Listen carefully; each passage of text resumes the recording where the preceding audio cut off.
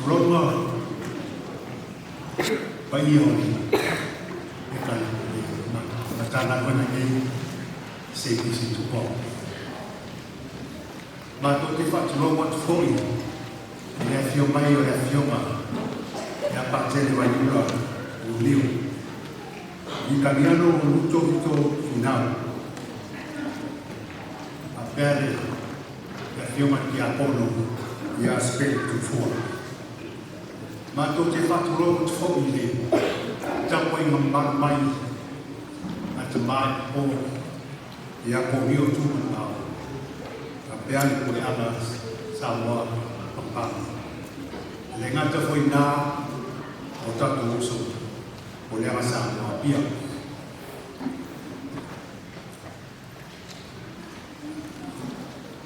Mato te whaturo atu i paia, Mamalu o pesa o matana koe te tas e le ngata koe nā tato uso o whakini o toa o wai koe tatu sa minga le so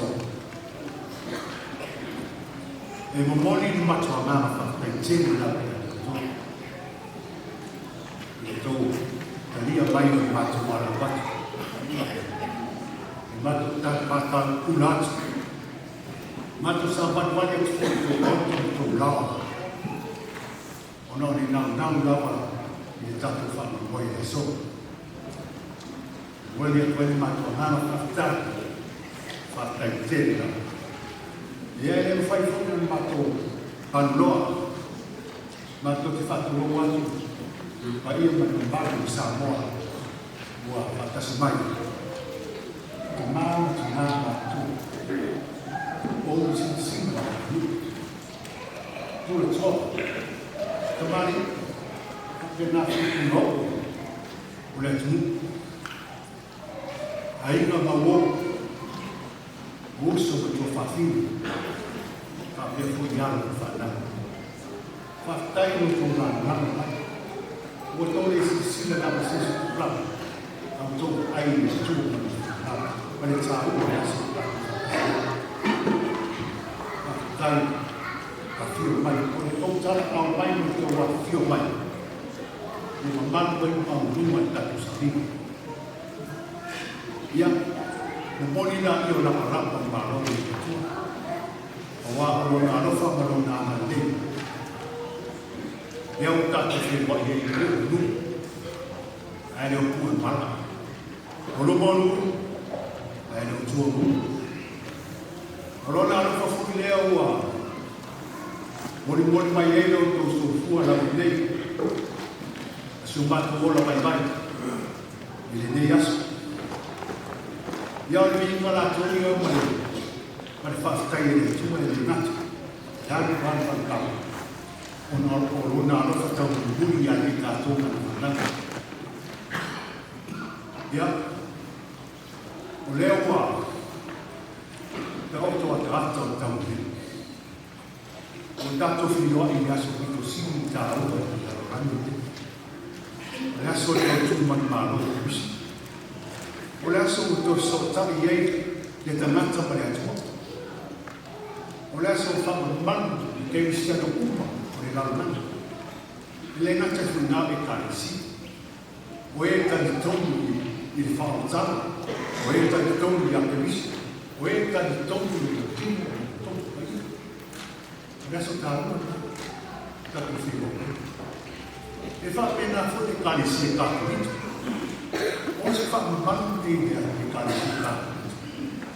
O adesso è fatta si testi, o adesso è fatta una qui, un bando con la fila. Fatta si testi, ma se calo in dentro. Ade di in dentro. Uno dove tu sei formato malo, ma io tanto non fa. O le aso ka mua e ka si. O aso ko ni fa na tu ai e le afa na mai e ka si. Ya ka tu o ka tu fa. O ta si na ka tu. E to ese ka tu e ka. O ta tu ai. O ta tu e ka si. O Portanto, o uso molto facile di questo. E detto spesso fatto da si da questo. Ma è un po' paura. I dettagli si vedono. E tacciamo dato frente a un'altra lettura del Spirito. Wow, io sono. Mi fa pena fuori da Spirito. È dato una e tanta vita una mai lettura adesso. Lei lascia tavolo e tanto. Ora sono tutto sul fuoco e io su. Poi non lo fa. Io non voglio fare ma io uso un po' poi dato partire dalla forma della Dio e tu tanto sono nato in dei ascoltavo ma mai ne hanno lettura lo fino nato o a tutto dato ti sta in penai la dato da una persona tassi da dato l'Eucaristia che mi sono, le aiuto che mi sono, uso il tuo fatto di aiuto. O se tu fai una vanna da un dito e a mano, uguale a fine mai mangiare a vai, e non parlo di tanto a fine.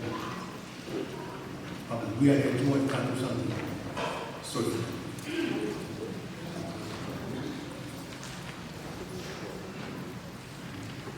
I stand before you today with joy and heartfelt gratitude to welcome you to see visit of our parish under the leadership of our Pastor Father John Patrick, the Pope, and our deacon, one Bishop.